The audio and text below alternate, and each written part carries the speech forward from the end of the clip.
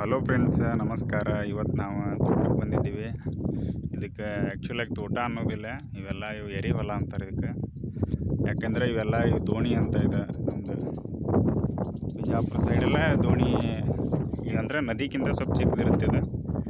ಈ ಥರ ನೀರು ಹರಿತಾ ಇರುತ್ತೆ ಹೊಲದಲ್ಲೆಲ್ಲ. ಇದಕ್ಕೇನು ಯಾವ ಮಾರ್ಗದಲ್ಲಿ ಹರಿತಾ ಇರುತ್ತೆ ಅದೇ ಅದರದ್ದು ದಾರಿ. ಸೊ ಈ ಥರ ಎಲ್ಲ ಹೊಲದಲ್ಲೆಲ್ಲ ಬಂದು ಹೋಗ್ಬಿಡುತ್ತೆ ನೀರು. ಅಲ್ಲೆಲ್ಲ ಹೊಲದಲ್ಲಿ ನೀರು ಬಂದಿರೋದ್ರಿಂದ ಅಲ್ಲೆಲ್ಲ ಬೆಳೆ ಏನು ಕಾಣ್ತಿಲ್ಲ ನೋಡಿ ನಿಮಗೆ. ಈ ಥರ ಎಲ್ಲ ಹೊಲದಲ್ಲಿ ಈ ಥರ ಬಂದುಬಿಟ್ಟು ನೀರು ಅಲ್ಲಿರೋ ಬೆಳೆ ಎಲ್ಲ ಒಣಗೋಗ್ಬಿಡುತ್ತೆ. ಅಂದರೆ ಹಸಿ ಹೆಚ್ಚಾಗಿಬಿಟ್ಟು ಅಲ್ಲಿರೋ ಏನೇ ಬೆಳೆ ಇದ್ದರೂ ಎಲ್ಲ ನಾಶವಾಗಿಬಿಡುತ್ತೆ ಅದು. ಆದರೆ ಈ ಕಡೆ ಇರೋದೆಲ್ಲ ಚೆನ್ನಾಗಿದೆ ನೋಡಿ.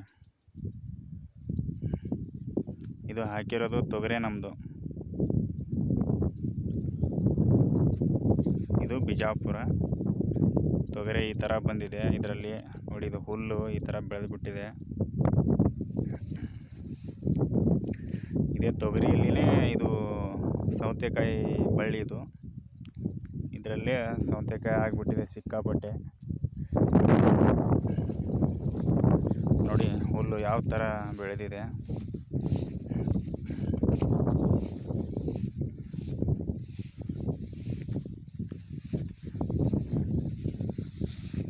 ನೋಡಿ ಇಲ್ಲಿ ಸೌತೆಕಾಯಿ ಬಳ್ಳಿ ಇದ್ದಾವೆ, ತೋರಿಸ್ತೀನಿ ರೀ. ನೋಡಿ ಸೌತೆಕಾಯಿ ತೋರಿಸ್ತೀನಿ ನೋಡಿ. ನೋಡಿ ಇಲ್ಲಿ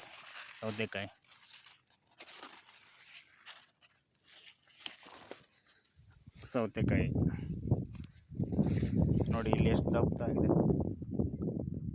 ಈ ಥರ ಇರೋದೆಲ್ಲ ಬೀಜಕ್ಕೆ ಬಿಡಬೇಕು. ಅದು ಅಂದರೆ ನೆಕ್ಸ್ಟು ಮತ್ತೆ ಬೀಜ ಹಾಕಬೇಕು. ಗಿಡ ಬರಬೇಕಂದ್ರೆ ಅದು ಬೀಜ ತೊಗೋಬೇಕು. ಅದು ಹಣ್ಣಾಗಬೇಕು. ಹಣ್ಣಾದರೆ ರೆಡ್ ಆಗುತ್ತೆ ಕೆಂಪಿಗೆ. ಆವಾಗ ಅದರಲ್ಲಿರೋ ಬೀಜನ ಹಾಕ್ಬಿಟ್ಟು ಮತ್ತೆ ನೆಕ್ಸ್ಟ್ ಮುಂದಿನ ವರ್ಷ ಅದೇ ಬೀಜನ ನೆಡೋದು. ಇದು ನೋಡಿ, ಇದು ತುಂಬ ಇಂಪಾರ್ಟೆಂಟ್. ಇದು ಒಂಥರ ವನಸ್ಪತಿ ಥರ ಕೆಲಸ ಮಾಡುತ್ತೆ. ಇದನ್ನು ನಮ್ಮ ಸೈಡು ಹತ್ತರಕ್ಕಿ ಪಲ್ಯ ಅಂತಾರೆ. ನಿಮ್ಮ ಸೈಡ್ ಏನಂತಾರೆ ಅಂತ ಕಮೆಂಟ್ ಮಾಡಿ.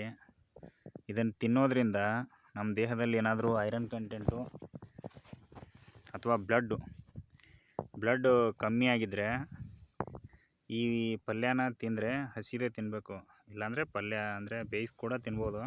ಈ ಪಲ್ಯ ತಿಂದರೆ ಯಥೇಚ್ಛವಾಗಿ ಬ್ಲಡ್ ಬಂದುಬಿಡುತ್ತೆ ನಮ್ಮ ಬಾಡಿಲಿ. ನಮ್ಮ ಹಿರಿಯರೆಲ್ಲ ಇದನ್ನು ಡೈಲಿ ತಿಂತಾಯಿದ್ರು. ನಾವು ಕೂಡ ತಿಂತೀವಿ, ಬಟ್ ಸಿಟಿಲಿರೋರಿಗೆ ಅಷ್ಟೊಂದು ಗೊತ್ತಿರಲ್ಲ. ಇದು ನೋಡಿ ಹತ್ತರಕ್ಕಿ ಪಲ್ಯ ಅಂತಾರೆ ಇದಕ್ಕೆ. ನೋಡಿ ಎಷ್ಟೊಂದು ಬೆಳೆದಿದೆ. ಈ ಕಡೆ ನಾವೆಲ್ಲ ಇದನ್ನೆಲ್ಲ ಕಸ ಅಂತೀವಿ ನಾವು, ಇದು ಹುಲ್ಲು. ಬಟ್ ಸಿಟಿಲೆಲ್ಲ ಇದನ್ನೇ ತೊಗೊಂಡು ಹೋಗ್ಬಿಟ್ಟು ಮಾರ್ತಾರೆ. ನೋಡಿ ಎಷ್ಟೊಂದು ಬೆಳೆದಿದೆ. ನೋಡಿ ಸೌತೆಕಾಯಿ ಕೂಡ ಇದೆ. ನೋಡಿ ಸೌತೆಕಾಯಿ ಹೂವು ಈ ಥರ ಇರುತ್ತೆ. ಅದೇ ಹೂವು ಮುಂದೆ ಸಣ್ಣ ಕಾಯಿ ಆಗುತ್ತೆ, ಮುಂದೆ ಸೌತೆಕಾಯಿ ಆಗುತ್ತೆ. ನೋಡಿ ಇಲ್ಲಿ ಬೆಳೆದಿರೋ ಕಸ ಎಲ್ಲ ಪೂರ್ತಿ ಅದೇ ನೋಡಿ. ಇದು ಇದನ್ನು ತಿನ್ನೋದ್ರಿಂದ ರಕ್ತ ತುಂಬ ಸ್ಪೀಡಾಗಿ ಬಾಡಿಲಿ ಬಂದುಬಿಡುತ್ತೆ. ಇದು ತಿನ್ನಬೇಕಿದು. ಗೊತ್ತಿರುತ್ತೆ, ನಿಮ್ಮ ಮನೇಲಿ ಯಾರಾದರೂ ಹಿರಿಯರಿದ್ದರೆ ಅವ್ರಿಗೆ ಗೊತ್ತಾಗುತ್ತೆ. ಇದು ಈಗಿನ ಜನ್ರೇಷನ್ಗೆ ನಮ್ಮಂಥವ್ರಿಗೆಲ್ಲ ಜಾಸ್ತಿ ಗೊತ್ತಾಗಲ್ಲ. ನಾವು ಇರೋರಿಗೆ ಗೊತ್ತಾಗುತ್ತೆ, ಸಿಟಿಲಿ ಇರೋರಿಗೆಲ್ಲ ಗೊತ್ತಾಗಲ್ಲ ಜಾಸ್ತಿ. ನೋಡಿ ಇದು ತೊಗರೆ ಗಿಡ. ಇದು ಇನ್ನೂ ಹೂ ಬಿಟ್ಟಿಲ್ಲ. ಹೂ ಬಿಡಬೇಕಂದ್ರೆ ಇನ್ನೂ 1 ಮಂತ್ ಮೇಲೆ ಆಗುತ್ತೆ. ಇದಕ್ಕೆ ಇನ್ನೂ 1 ತಿಂಗಳಾದಮೇಲೆ, 1-1.5 ತಿಂಗಳಾದಮೇಲೆ ಸಣ್ಣಗೆ ಹೂ ಬಿಡೋಕ್ಕೆ ಸ್ಟಾರ್ಟ್ ಆಗುತ್ತೆ.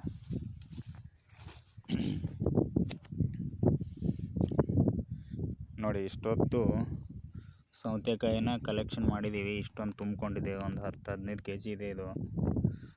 ಇದನ್ನು ತೊಗೊಂಡು ಹೋಗ್ಬೇಕು ಇವಾಗ ನಾನು.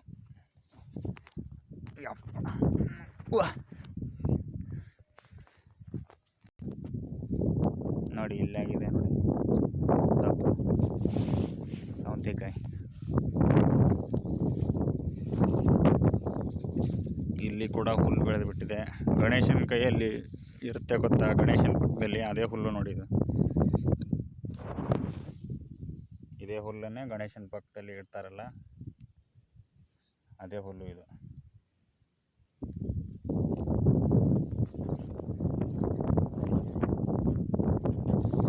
ಸಿಟಿಲಿ ಈ ಥರ ಹುಲ್ಲು ಕೂಡ ಮಾರ್ತಾರೆ, ಇಲ್ಲೆಲ್ಲ ಫ್ರೀಯಾಗೆ ಸಿಗುತ್ತೆ.